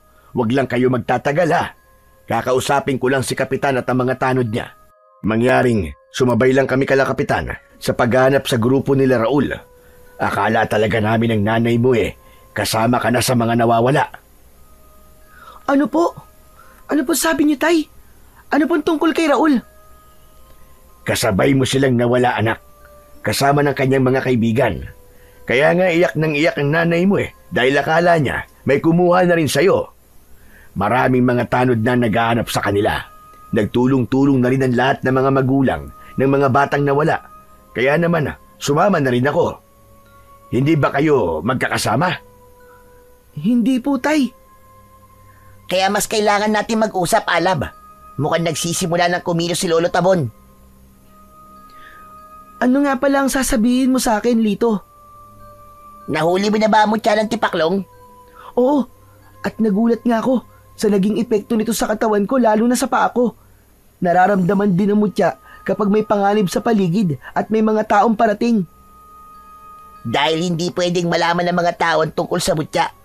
Salamat naman sa Diyos at nahuli mo na ang mutya ng tipaklong. Ano nang gagawin natin ngayon, Lito? Nasa panganib si na Raul at ang mga kaibigan niya. Ang ibig mong sabihin, ililigtas mo pa rin sila kahit naging masama sila sa'yo? Oo naman, Lito. Yun ang tama. Ang mahalin ng kaaway. Maliban sa mga alagad ng kadiliman. Gusto ko pa rin na mailigtas sila sa kamay ni Lolo Tabon. Talagang busilak ang puso mo, Alab. Kailangan na muna natin maghiwalay. Umuwi ka na muna sa bahay nyo. Natitiyak kong babalikan ka ni Lolo Tabon. Kukunin niya sa iyo ang mutya ng tipaklong. Tandaan mong kusad lalabas ang kapangyarihan mo sa oras na malalagay ka sa kapahamakan. Mag-iingat ka. O anak, tapos na ba kayo mag-usap ng kaibigan mo? Nag-iisa ang nanay mo sa bahay. Tara't umuwi na tayo. Opo, Tay. O paano, Lito? Ayos ka lang ba na maiwan dito? Oo naman. Sanay na ako sa gubat, no? Huwag ka mag-alala. Magkita na lamang tayo sa bahay ng matandang hukluban. O sige, aalis na kami Mag-iingat ka rin. Kasama ng ibang mga tanod ay sinamahan silang umuwi sa bahay habang hawak niya ang kanyang saklay. Sa isip niya ay hindi niya makalimutan ang nangyari sa kanyang mga paa. Meron palang pag-asa na makalakad siya.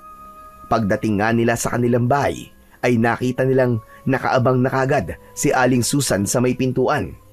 Halos maluwa ito sa paglapit sa kanya at mahigpit siyang niyakap ng kanyang ina. Sinabi nitong nag-alala raw itong mabuti nang biglang nawala ang mga kabataang nakita nila sa kakahuyan.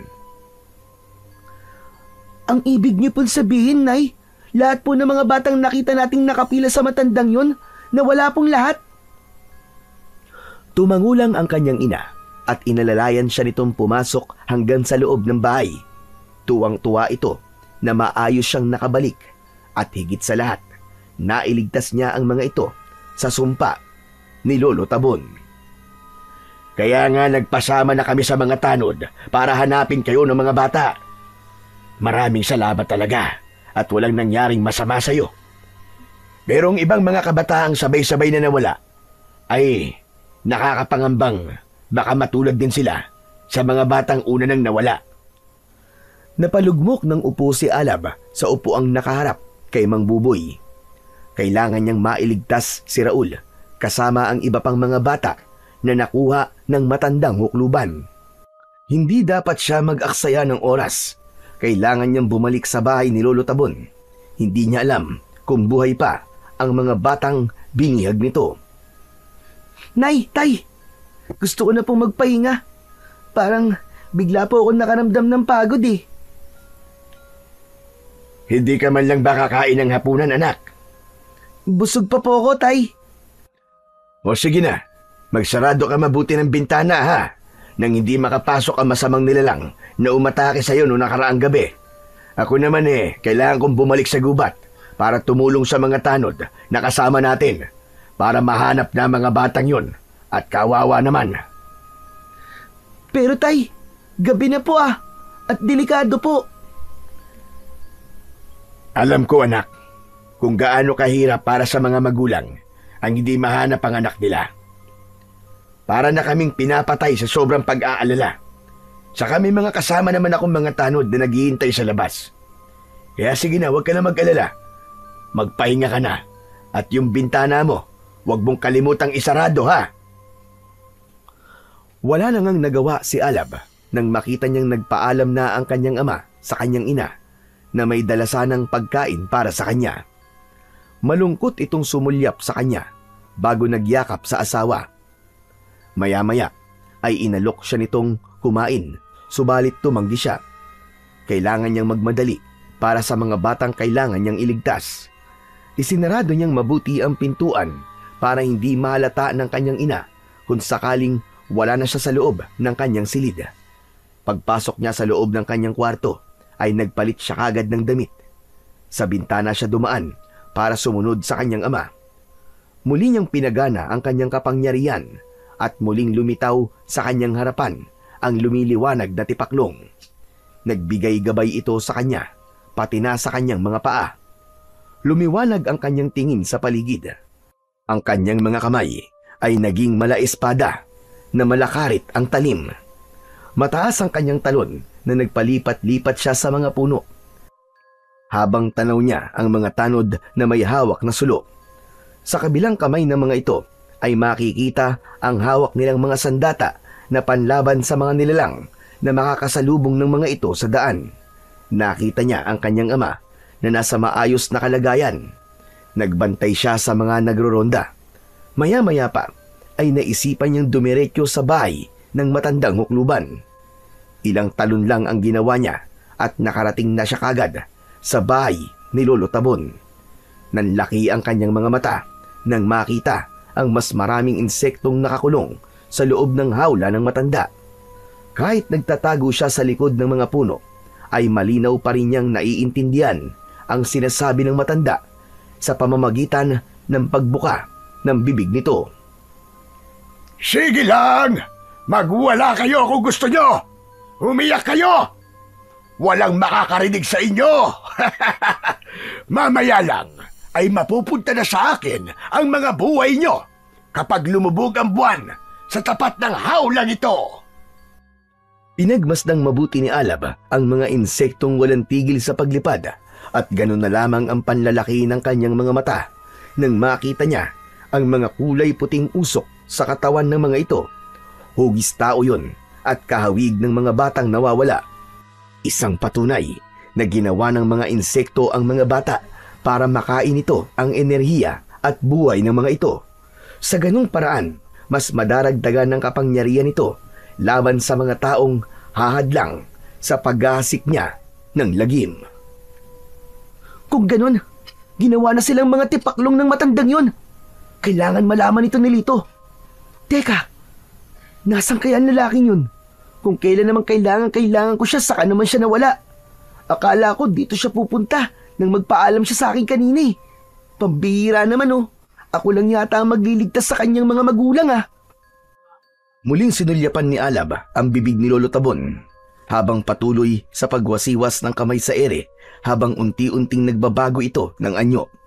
Halos hindi siya makahinga nang bigla itong yumuko at ang bukol nito sa likod ay bumukas at tumubo ang mga pakpak nito na parang sa paniki. Napataklob ng palad si Alab sa kanyang bibig nang masaksiyan niya ang totoong itsura ng aswang.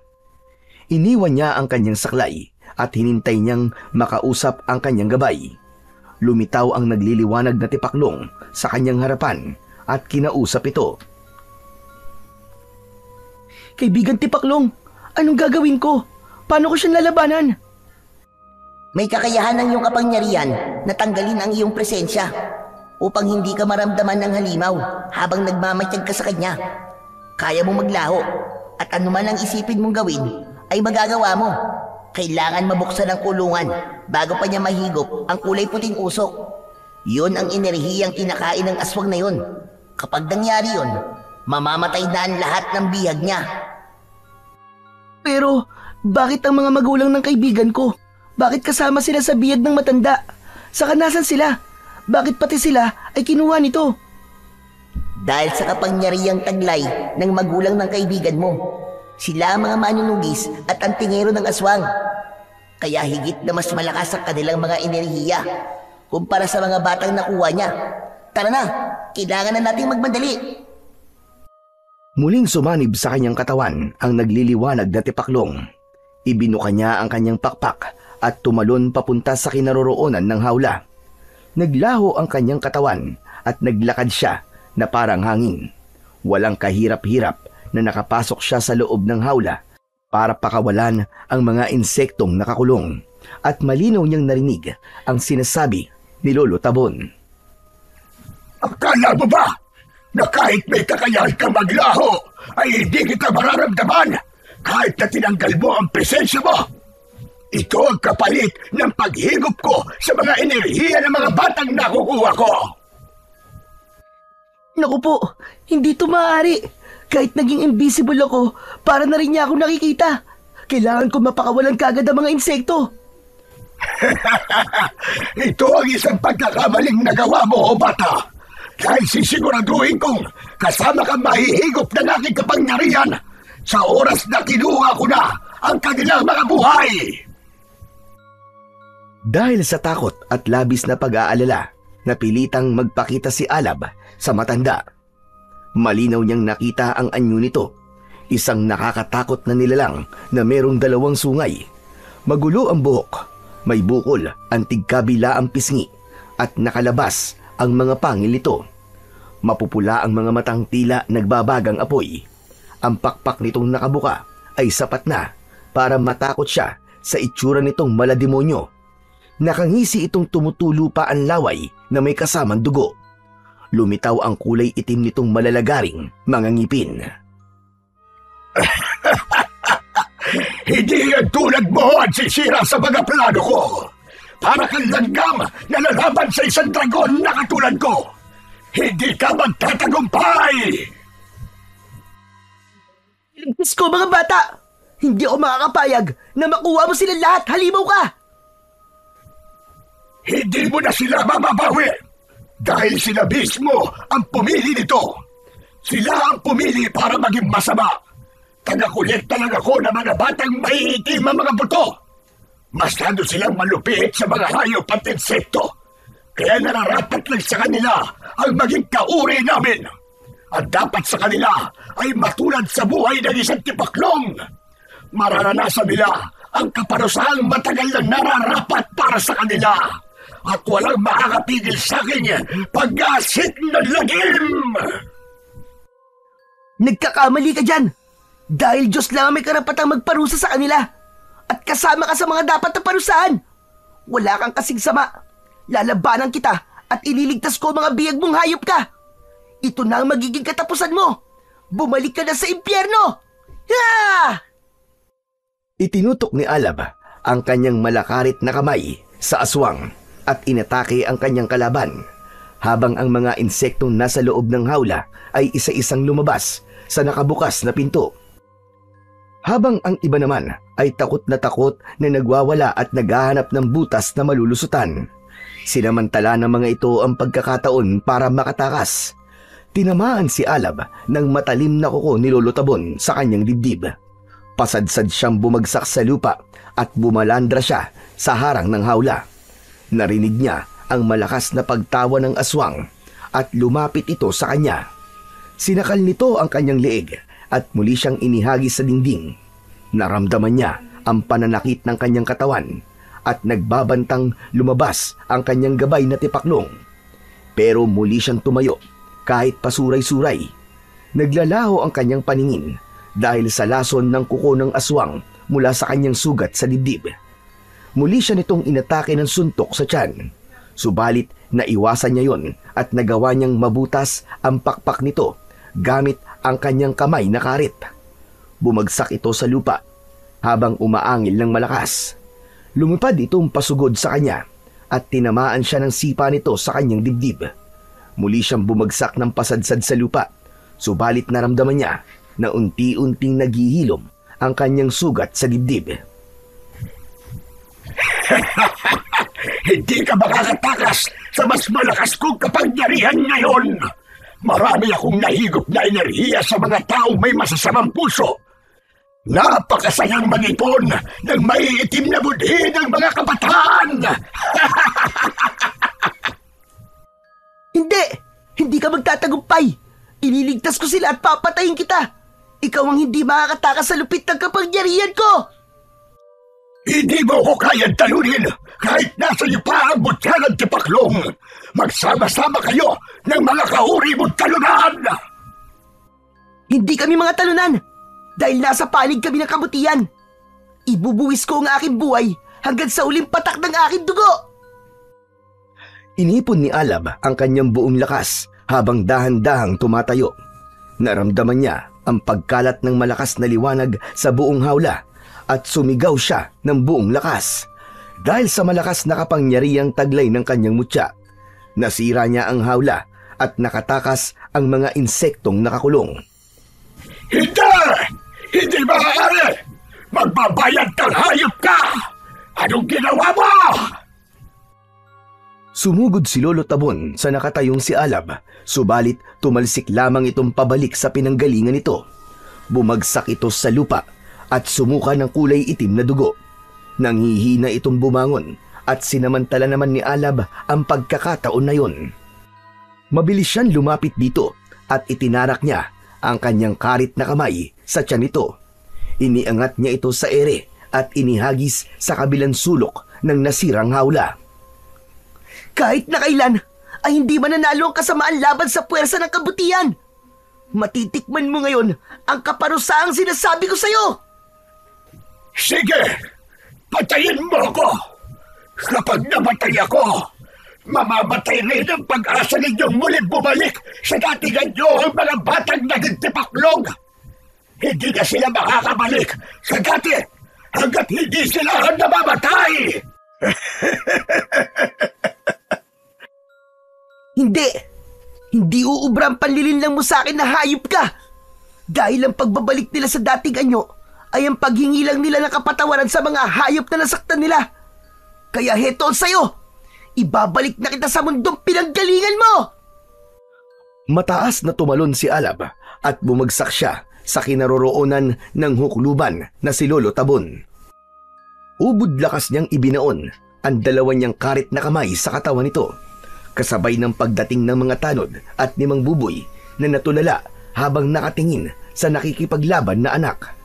Ubod lakas ding sumigaw si Alab habang paulit-ulit niyang sinasaksak ang hari ng itim na engkanto.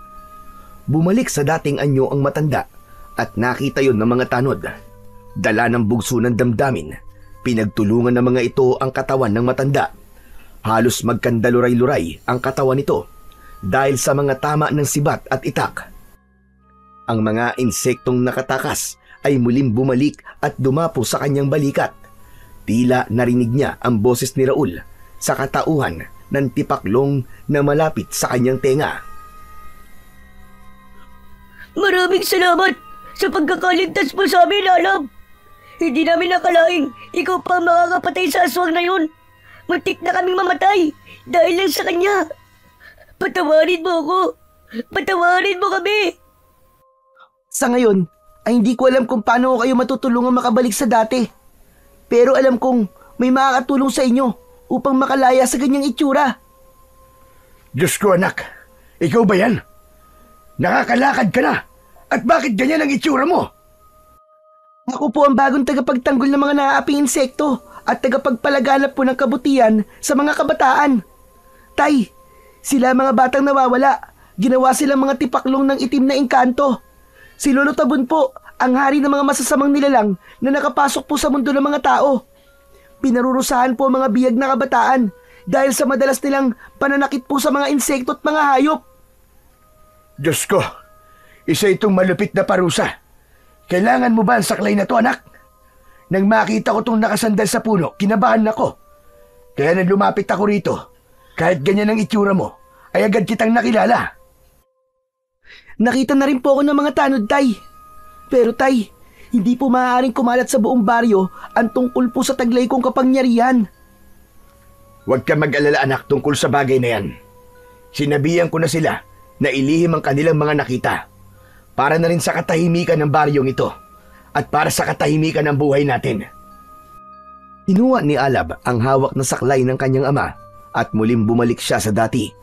Saktong paglabas naman ng tipaklong sa kanyang katawan ang paglitaw ng isang pamilyar na bata. Nagulat ang lahat sa pagbabagong anyo ng tipaklong sa kanilang harapan. Gulat na gulat naman si Alab sa kanyang mga natuklasan. Lito? Ikaw si Lito? Ikaw ang mutyang gabay ng tipaklong? Hehe, ako nga si Lito, kaibigan. At dahil sa'yo, makakasama ko na ulit ang mga magulang ko. Kaya pala nung una kitang makita ay nagtaka ako sa'yo dahil hindi naman kita nakikita sa lugar na to. Isa ka bang engkanto? Isa po akong diwata na nangangalaga sa kalikasan at mga insekto. At ngayon po, kasama ko na po ang mga magulang ko. Dahil po yun sa kabutihan po ng anak nyo. Mula sa kanilang harapan ay nakita nila ang nakalutang na mga tipaklong sa hangin. Binabalutan ito ng kulay berdeng liwanag. Nag-anyong tao ang mga ito na may matutulis na tenga. Labis ang pasasalamat ng mga ito sa ginawa ni Alab. Kaya naman, pinagsama ng mga ito ang kanilang kapangyarihan upang pagalingin ang kanyang paa. Nagulat si Alab dahil makakalakad na siya at wala na siyang sakit na polio. Halos mapaluhod ang kanyang ama dahil sa pasasalamat nito sa ginawa ng mga magulang ni Lito. Napagulgol ng iyak si Alab dahil natupad na ang kanyang matagal na pinapangarap. Yun ay walang iba kundi ang makalakad. Sinabi ng mga diwata na busilak at mabuti raw ang kanyang kalooban. Kaya bilang pabuya sa lahat ng kabutihang nagawa niya, ay binigyan siya ng pagkakataong magkaroon ng paa. Salamat po, Diyos ko! Mga kaibigang engkanto, maraming salamat po sa pagtulong niyo po sa akin. Ano ka ba, Alab? Ako pa nga ang dapat na magpasalamat sa iyo eh. Teka, paano ang mga batang naging tipaklong? Alam kong sobra na nilang pinagsisihan ang kanilang mga nagawa dahil sa mga nangyari sa kanila. Kaya kung hindi bukal sa kanilang kalooban ang paghingi ng tawad, hindi na sila makakabalik pa sa dati. Nakita ni Alab ang kahoy na hawak ni Lito. Yun ang kahoy na kinuha ni Raul at ng mga kaibigan nito. Inikot nito ang patpat sa ere at lumikha yun ng malakas na liwanag. Kumalat ang liwanag sa buong paligid at isa-isang lumitaw ang mga kabataan kasama ang mga nauna pang mga batang nawawala. Sakto yun ng pagdating ng mga umiiyak na magulang. Si Raul ang pinakahuling naging anyong tao dahil na rin sa laki ng nagawa nitong kasalanan. Hindi nito napigilan ang pag-iyak at napayakap ito kay Alab. Maraming salamat, Alab. Lalong-lalo na sa'yo, Lito. Patawarin niyo ako sa mga nagawa ko, ha? Magmula sa araw na to, ay hindi na ako mananakit ng mga hayop at pati na rin ng mga insekto. Lahat ng may buhay na nilalang, hindi na ako mananakit. Hanggang sa pagdating ng panahon na magkaroon na ako ng pamilya at mga anak, ay palagi kong aalalahanin ang kabutihang nangyari sa buhay ko nang dahil sa inyo. Dahil sa pagkakaligtas niyo sa akin, habang buhay ko itong tatalawin ang utang na loob sa inyo. Halos mapaluwa si Alab sa sobrang katuwaan nang makita ang mga magulang na yakap-yakap na ang mga nawawalang anak. Si Mang Buboy naman ay mahigpit siyang niyakap. Hindi nila akalain na sumunod din sa kanila si Aling Susan. Halos maluwa ito nang makitang magkasama ang mag-ama. Sa una ay nakurot siya ng kanyang ina dahil sa nagawa niyang pagtakas dito. Nalaman din ito ang pagkakaayos na ng kanyang paa. Kaya mas lalo itong napahagulgul ng iyak dahil sa labis na kaligayahan. Binura ni Lito ang alaala ng mga magulang at ng mga batang nakaligtas. Subalit mananatili sa mga puso ng mga bata ang nagawa nilang pagkakamali, pati na ang kanilang mga natutunang aral sa nangyari. Maging ang ginawa ni Alab para sa kanila. Magmula noon ay bumalik ang katahimikan sa baryo. Si Alab na dating nag-iisa, ngayon ay palagi nang may kasamang mga kabataan. Masayang naglalaro at walang bahid ng kasamaan sa mga puso. Isang patunay na ang bawat nilalang sa mundo, maging ang mga elementong naninirahan sa ibang dimensyon ng mundo, ay merong karapatang mabuhay. Lahat ay pantay-pantay. Hindi natin dapat saktan ang mga hayop maging ang mga insekto na malayang naninirahan sa ating kagubatan. Sa halip, ituring natin silang pamilya at ingatan ng higit sa ating mga sarili upang mapanatili ang balanse ng ating kalikasan na puno ng pagmamahal at paggalang sa karapatan ng bawat nilalang. So yun na nga po mga idol, sana po ay nagustuhan nyo ang ating kwento sa araw na ito. Ngayon naman po ay dumako na po tayo sa inyong pinaka-nire-request at pinaka-hinihintay na shoutout portion. Ano pa pong hinihintay natin? Ito na po. Shoutout po Tingo Mahinay ng San Antonio Ilosos Bakery from Northern Samar. Shoutout po Terilyn Panlilio from Bataan. Shoutout po at maraming salamat po sa suporta Bruce Anthony Samonte from Cebu. Hello po sa inyo dyan sa mga taga Cebu na nakikinig po at walang sawang sumusuporta sa ating pong munting channel. Shoutout po Dexter Guanzon. Shoutout po Rochelle Chabasilias Guanzon from Babuyan Island. Shoutout po Precious Irish also 9689. Maraming salamat po. Shoutout po Albert Pesigan, pinapasabi po niya shout out sa gawaan ng lumpia wrappers sa Calaca, Batangas na sina Michael Pilayo, Belo Arcal, Junior Estas at kay Totoy Albert Lag. Maraming salamat po sa inyo dyan sa Calaca, Batangas. Shout out po Joan Fernando from Taguig. Maraming salamat po at shout out Ferilyn Sena from Puerto Princesa, Palawan at higit sa lahat, shoutout po Josie Niban, shoutout po Vivian Tayag. Maraming salamat po sa inyong walang sawang suporta at pakikinig ng mga kwentong aswang at katatakutan sa aking munting channel na The Voice Addict at Apong Isaak. Hanggang sa susunod pa pong kwento na magpapatindig po ng inyong mga balahibo mula sa mundo ng kababalaghan.